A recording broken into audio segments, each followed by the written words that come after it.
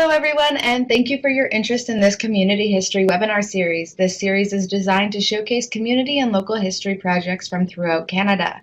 In each webinar, we will learn from project coordinators as they discuss their local history, the framework of the project, and the challenges they may have faced. My name is Jessica Knapp, and I am the Online Engagement Coordinator for Canada's History Society, and I will be your co-host today along with Brooke Campbell, as well, our new public history intern from Western University. Hello everyone! Canada's History Society is thrilled to be able to offer this webinar series as we are dedicated to promoting greater popular interest in Canadian history, principally through our publishing, education, and recognition programs. To learn more about Canada's History Society, please go to www.canadashistory.ca. Today's webinar features Andria Hill-Lehr. Andria Hill-Lehr is a writer whose passion for theatre and storytelling combines with a love of history, especially biography, to impart the stories of little-known Canadians. Women's stories in particular have often been overlooked, minimized, or written out of our nation's historical narrative. Hill-Lehr seeks out those stories to share with others, particularly with young people. In addition to 2 books, her work has appeared in the Beaver, now Canada's History, Maclean's, and Saltscapes. Hill-Lehr believes that taking things lightly and taking things seriously are not necessarily mutually exclusive. By striking the right balance, she seeks to inspire new interest in our stories and our culture, while emphasizing that heritage and culture are integral parts of our community, well-being, and national identity. At this time, I would like to invite Andria to begin her presentation. Thank you so much for that introduction. The Mona Parsons Commemoration project, you see the dates here, that it started in 2012 and finished in 2017. That's a little bit misleading because really my personal Mona Parsons Commemoration project started way back in 1995 when I first came across her story in the Acadia archives while I was working on my first master's degree. And that single article, the headline of which read something like, "Ex-Acadia student found safe at war's end," was the thing that would launch me, because of course my assumption was that it was a man, and when I found out that it wasn't, I thought for sure there'd be lots of information, and there wasn't, and thus began what has turned out to be a lifelong quest. So why Mona Parsons? She was the only Canadian female civilian imprisoned by the Nazis in the occupied Netherlands during World War II for her part in helping downed Allied airmen escape from the occupied territories back to England so that they could fly again. She was married to a Dutch millionaire. They became involved in the resistance quite early on. In fact, shortly after the occupation occurred in May 1940. They were active until approximately the end of August 1941, and she was arrested on the 29th of September 1941, held for 3 months without charge. She was finally sent to trial on the 22nd of December 1941, initially sentenced to death. She appeared before, she was one of the first and few women to appear before a military tribunal in the occupied Netherlands. They believed that she would crack, she would tell them what they wanted to know, she would plead for her life. But when she accepted her death sentence with such calm dignity, they actually permitted her to appeal that sentence, and it was granted, and her she was commuted to a life sentence at hard labor in Germany. So after the war, for that, she spent all those years in prison. She escaped on March 24th, 1945, walked for 3 weeks across German territory to the Dutch-Canadian border. By the time she escaped, she was 5'8". She was always 5'8" in adulthood, but she weighed only 87 pounds. And eventually she encountered the North Nova Scotia Highlanders, and you couldn't put that in a movie and have people believe it. So after the war, she was given citations from the British and the American militaries. Canada never did anything to acknowledge her.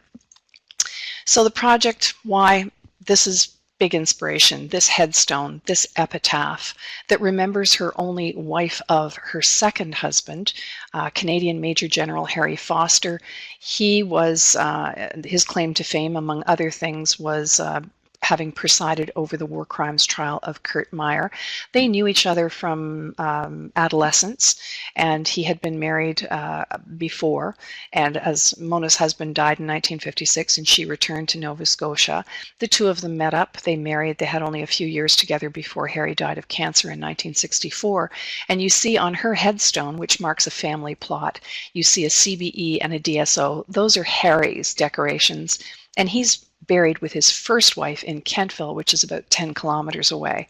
And there's a major injustice because the thing you can't see in this photograph is that on one side of the monument, her brother Gwyn, who died in Philadelphia in 1968 and had been part of the Associated Press, he is remembered for having donated his body to medical science, which is very laudable, but surely her sacrifices during the war warranted some sort of recognition on her headstone.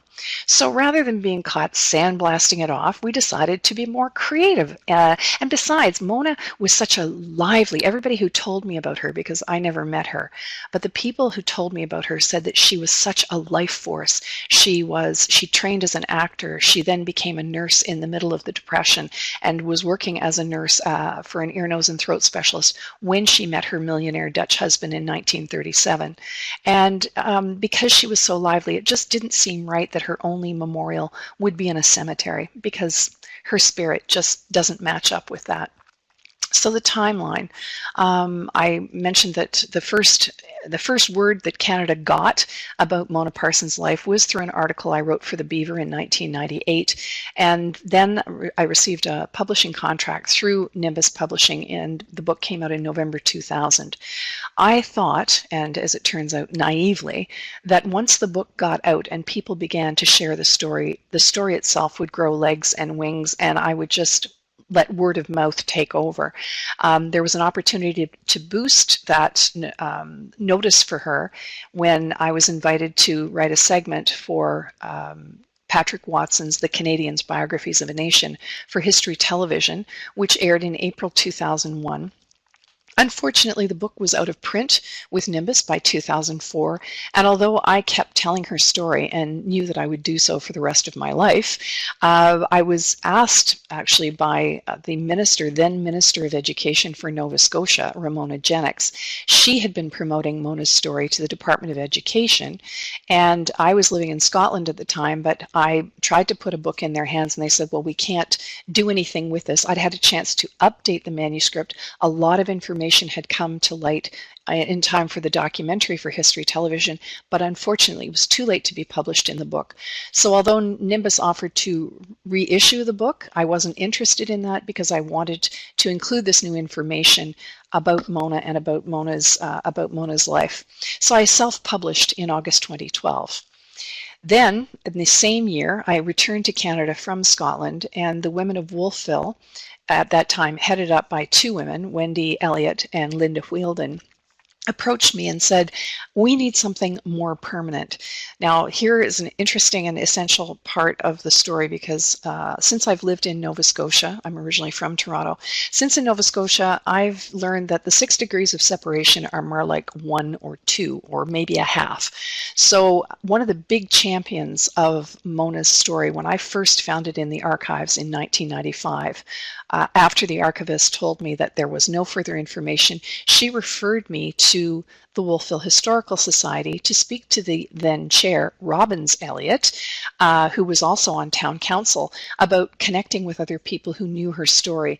And he vowed to me that he had a very personal interest in this and that he wanted to make sure that before he left this planet, there was going to be, in addition to the magazine article, there would be a book, there would be a movie, a mini-series, something permanent and lasting like a statue or a sculpture.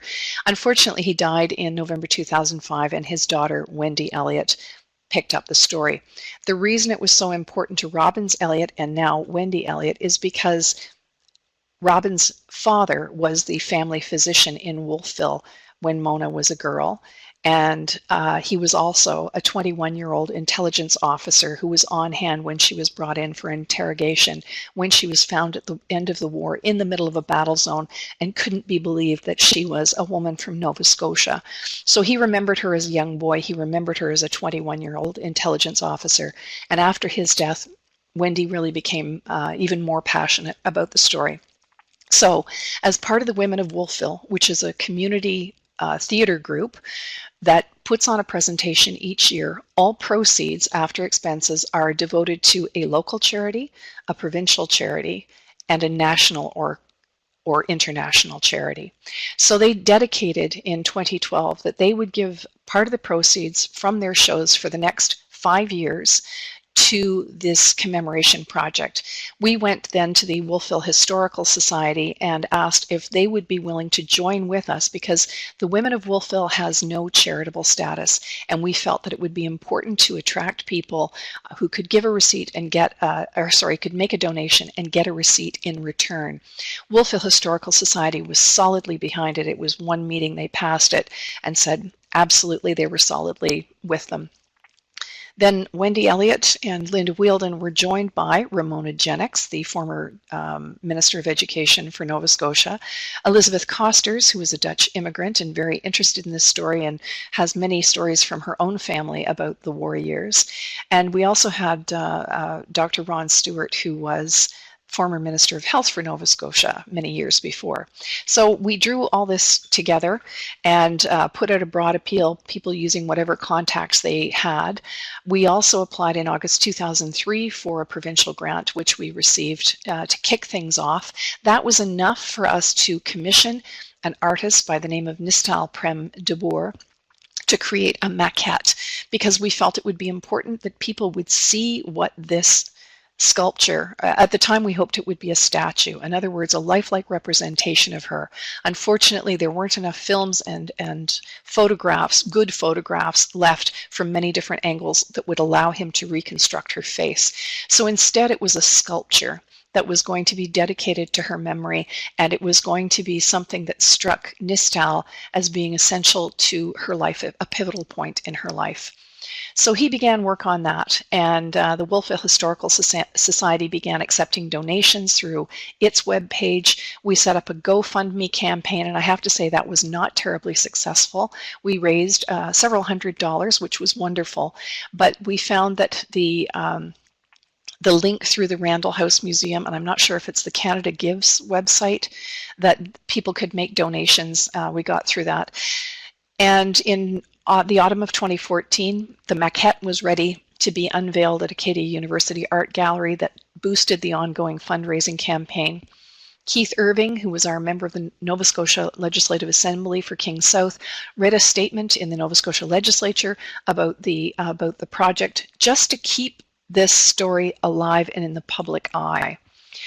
In 2015, we applied to the Federal Legacy Fund. That was quite a lengthy application process, and Elizabeth Costers, who as a scientist had done many grant applications, she was willing to take on the lion's share of that. We met a few times for input, but she carried that forward.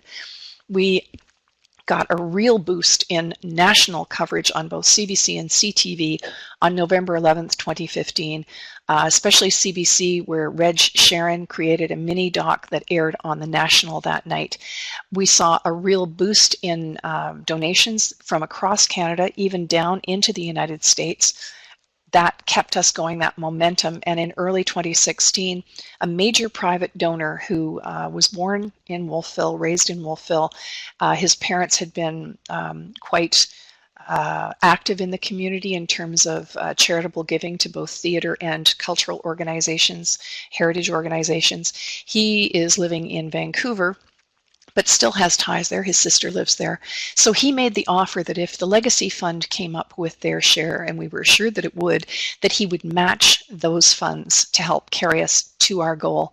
And then on the basis of that, the Mud Creek Rotary Club, which Mud Creek is another name for Wolfville. Thank heavens it changed its name.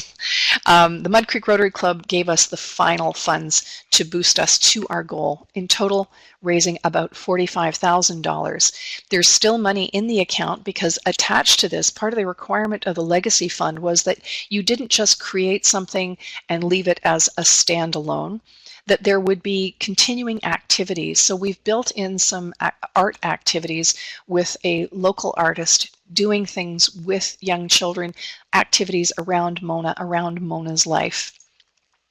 So just some pictures now. This was a rainy day, much as it looks like in Nova Scotia right now. This was the grounds of the Wolfville Post Office. Now, this was a bit of a challenge too, because we had to find a site within town. And I won't go into the details of all the back and forth about where it could go, where it couldn't go, why it couldn't go. But ultimately, we went to Canada Post because the town cenotaph stands on the grounds of the post office. And we thought, all right, can we put her there? There was a bit of back and forth. We had to get the support of our local MP, Scott Bryson, to go head-to-head with Canada Post, because on May 1st, when they broke ground, somebody from Canada Post came and told us we had no right to be there. We couldn't be doing this because we didn't have a contract.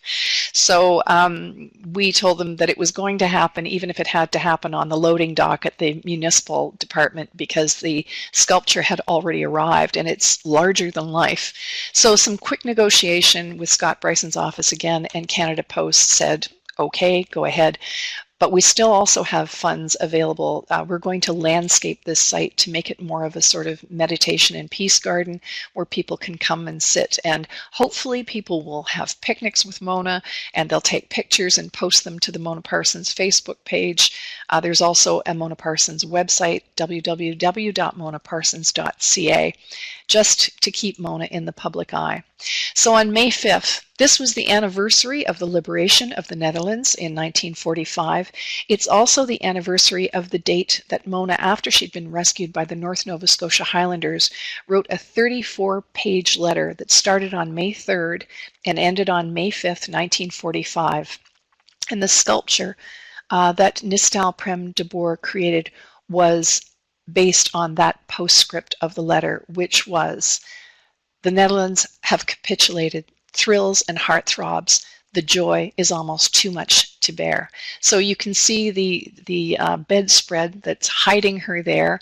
You can see on the right hand that we thought maybe we'd have 100 people. We had 300 people turn out for this, including just to the right of the picture, you can see a fellow with a bald head and sunglasses on top of his head. That was the representative from the Dutch embassy.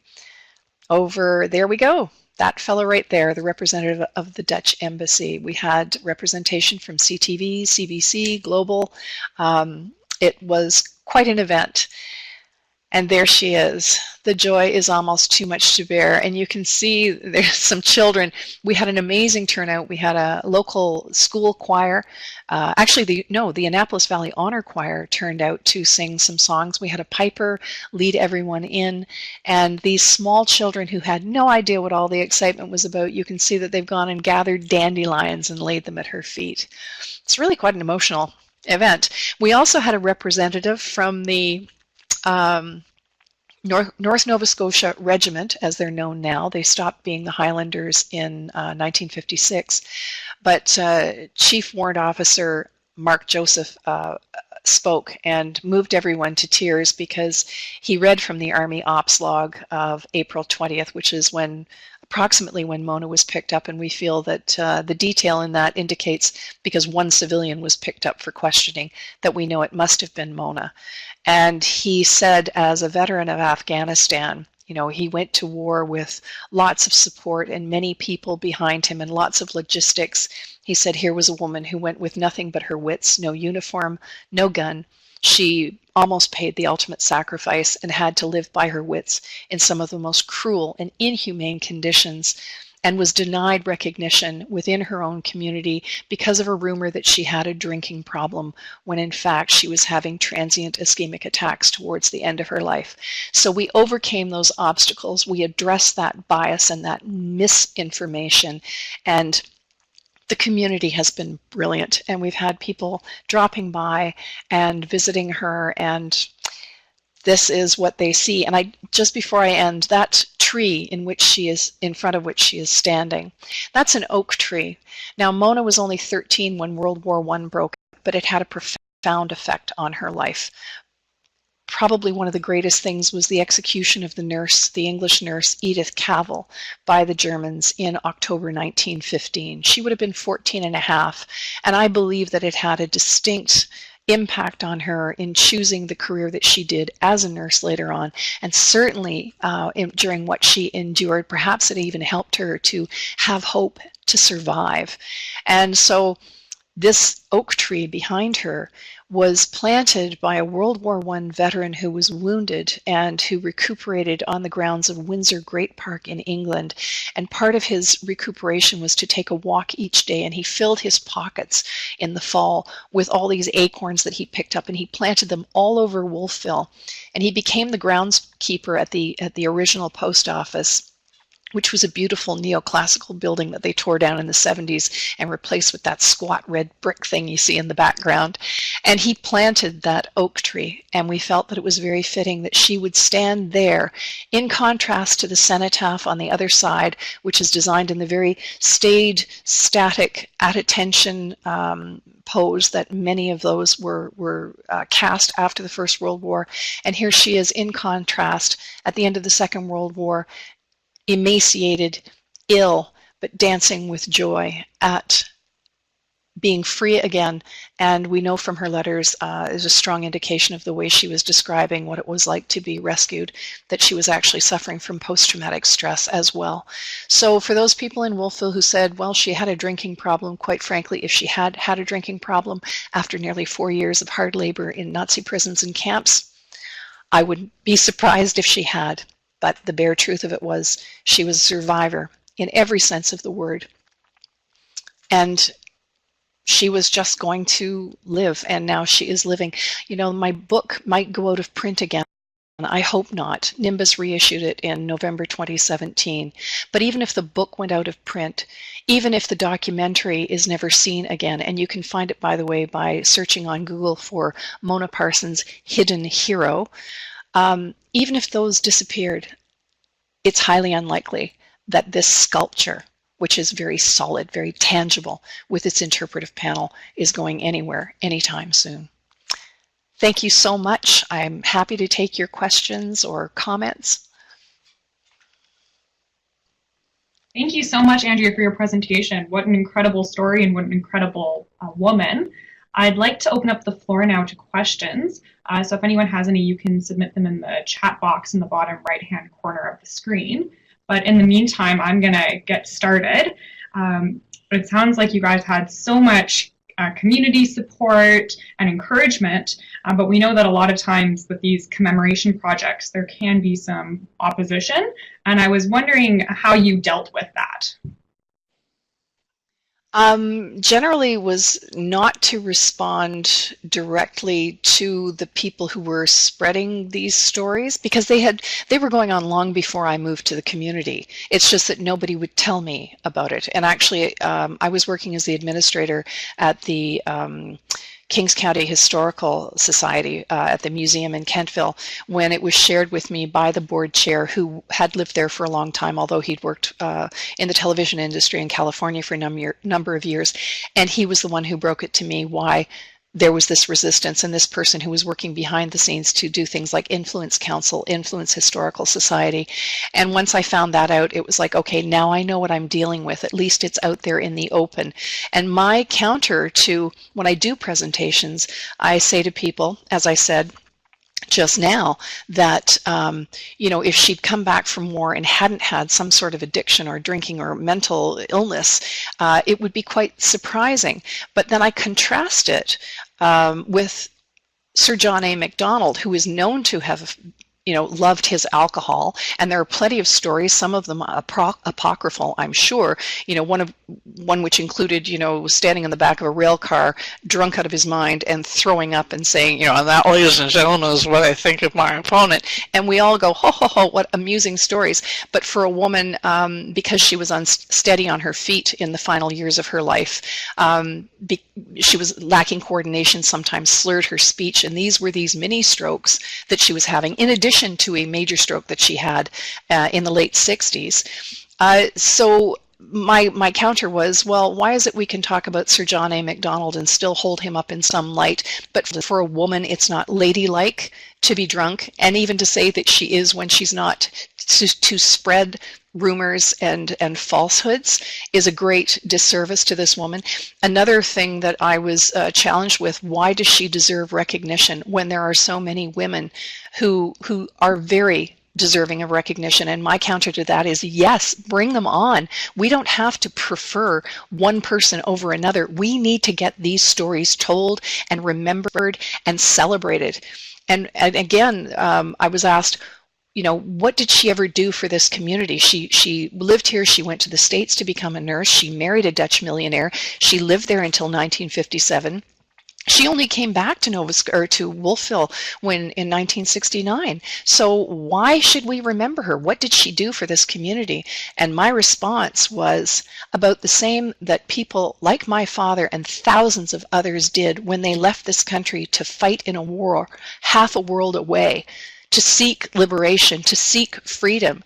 This was a woman who valued justice and freedom and stood up for those values with absolutely no support or protection. And she was willing to put her life on the line and very nearly forfeit that life. Wow, amazing, Andria. The passion and conviction that you are able to bring to us through this presentation is so powerful and so motivating. And I wouldn't be surprised if you are inspiring others and communities throughout the country to go into a project like this for different historical figures that are significant both to their communities as well as the country. And I really want to make sure we have some time for you to share the advice that you might have for other people in other communities or historical societies who are considering a project like this, or are already working on a project like this. What are the things that they should keep in mind? What are some kind of the foundational pieces that they need to have in place to get going on something like this? Well, you need to have a terrier, and I have an inner terrier. No, you need to have persistence and passion. I believe that one of the best ways to approach this is an interdisciplinary approach, rather than looking at things as, oh, that's culture, oh, that's museum, oh, that's theater, oh, that's something else. This required many different people. I mean, the women who created the core of the group from the Women of Wolfville. Yes, it was a community theater group, but Wendy Elliott is recently retired journalist. She was a journalist at the time. She's now on town council. Linda Wheeldon is a professor at Acadia University in the School of Education. Ramona Jennings is a retired teacher and former minister of education. Elizabeth Costers is a geologist, and Ron Stewart is a former family physician, former minister of education, and retired professor at Dalhousie University. So it's going out and finding those people who have the passion, and it's not just about history. I just visited a local heritage fair. All the kids who were the finalists in their schools gathered last Friday, and I was really touched by what they had put together. And I said, but you are all tellers of stories. Whether you become historians or writers, it matters not. If you have this passion, never let it die, because as long as we're telling each other's stories, we'll never really die. And so going out and getting people enthusiastic and fired up about this project. I mean, I was in Bathurst, New Brunswick on Saturday talking about her. They want me to go back and talk to teachers within the school board. The same thing's happening here in Nova Scotia. I'm negotiating right now with the Canadian War Museum to take this story there. I'm willing to go to just about any community to talk about Mona's story and about this project, and just share the passion, the ideas, but the idea that the passion never dies. And yes, we had setbacks, and yes, sometimes it was discouraging, but that was when we could sort of go in camera, behind closed doors, gnash our teeth, curse and swear, you know, do whatever, but then emerge positive and continue to knock on doors even after they'd been closed on us. I see the question, does Mona have national historical designation yet? Years ago, and again, not that I live out of the country a lot, but I was living in New Zealand in 2004, 2005, and I was contacted by Parks Canada because Mona has no living family. They had the book, and they said, would I be willing to put her name forward to something in one of the national parks? I said yes. I don't know whether it ever happened. I know that the city of Halifax recently named a street after her in Mona Parsons Drive. So what's next for me and Mona? I'm going to be telling the story. This is how they're going to know I'm dead. They're going to stand over my body. They're going to say, Mona Parsons. And if I don't say anything, that's when they'll know I'm dead. Not because the vital signs are lacking, but, you know, there will be no response. So, as I said, I'm going to continue telling her story. I'm hoping to get to Ontario in September to do the Canadian War Museum, possibly Trenton Air Base, and a few other places. There's a community in Meaford, Ontario, who's just waiting for me to give them a date. So that, and I've got some connections to family and friends in BC. So if anybody's got some connections and they want to throw something my way, I'd love to talk about her, talk about the project, and get communities fired up about their stories. You know, it's like I was such a terrible student of history in school. God love him, my grade 10 history teacher said to me, Andrea, just get through this. Get through Canadian history. You'll never have to take it again. When the Beaver published my article, I photocopied it and faxed it to my former high school. And I got to say, the guy, give him credit, he contacted me that day and said, this is great. And I'm actually I'm in the case of distinction now at my former high school, King City Secondary School, because of this passion that I found to marry my theater background with my history, my love of history. And the challenge I had in school was because I was not interested in big picture. I wasn't interested in the kings and the generals and the leaders and the prime ministers. I was more interested on the impact on the people that their decisions and their actions had. And this is just, Mona is exemplary. And I am working on some other projects. There are a couple of other Nova Scotia women. One book, I've just finished the manuscript. I'm hoping that somebody's going to publish it. But yeah, so Joel, you say she doesn't come up in the Parks Canada database. Ah, well, maybe I got to make another phone call. That's so wonderful, Andrea. Thank you for all your advice and your wisdom, and really, I'm inspired. So it's really great to hear from you. I will just remind everybody that's in the room with us, if you did have any specific questions, thank you again to Joanna for asking her questions, and Joel for updating us about Parks Canada's database. If anybody else did have any questions, now is a perfect time. I will say to Andrea, if you had anything else to add, now is a perfect time. I can't think of anything other than to just tell people, do not give up. You know, mine was a bit of a roller coaster, my journey, publishing the book and naively believing that that's all that had to be done, and figuring then that the documentary would be enough to take this to the next level. You know, that African proverb that it takes a village to raise a child, well, it took a community to get this project the status and the recognition that it deserved. And I can continue to soldier on because it's an infectious thing. The passion is infectious. And when you tell people this story, they want to tell other people. And that's wonderful. And if I can be a part of that, you know, that's great too. So everybody here, or who might listen to this webinar, if you have an idea, be creative. Do some sort of blue sky thinking, scaffold it. Don't believe that you have to go for the same old grants or the same old avenues. You know, don't be afraid to knock on the doors of community benefactors. We didn't have any corporate donations for this, but you know, look at community groups broadly, or create your own. I mean, the Women of Wolfville was created solely to raise funds for charities, but it was a way for women to get together and have a really good time and create their own shows, and they enjoy the camaraderie. They benefit from it while they're doing it, and then when people come to see it, they know that they're doing even more good by donating money. So be creative, don't give up. It may take years. It may, and as in my case, be something you want to just hang on to and pursue for the rest of your life. So thank you. Thank you, Andrew. I'm glad I see all these wonderful comments, and I'm glad that this has captivated you. May it also inspire you. Never give up. I just want to echo one of the points that you were making there, which is you don't have to do this kind of work by yourself. You might have to, you know, be that champion, but there's always people in your community, both locally and nationally, that have that passion as well, and to find them and to work together to build that support around a particular project, it can happen. And if you don't feel like you are the person that can go door to door and speak on behalf of the story, there are people that will, and it's just about finding, each other and working towards that together.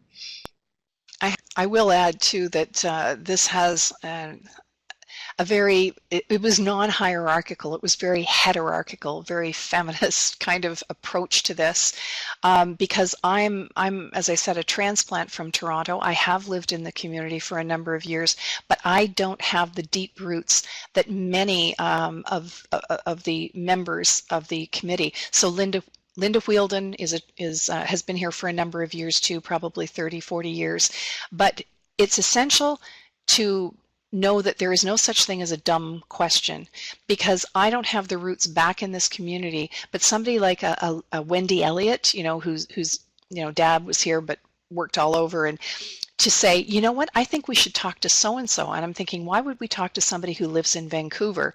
Well, that's because their parents did this, and his sister is still here, and he gave money to such and such, So there are all these little hidden pockets of resources, if not wealth, that we can connect with. So it's important to know that there are no dumb questions. Go out and ask everybody, talk to people at the, post office. Maybe if you're from a larger community, that might not be as fruitful, but in places like Wolfville, population about 3,800, 4,000, that's absolutely essential.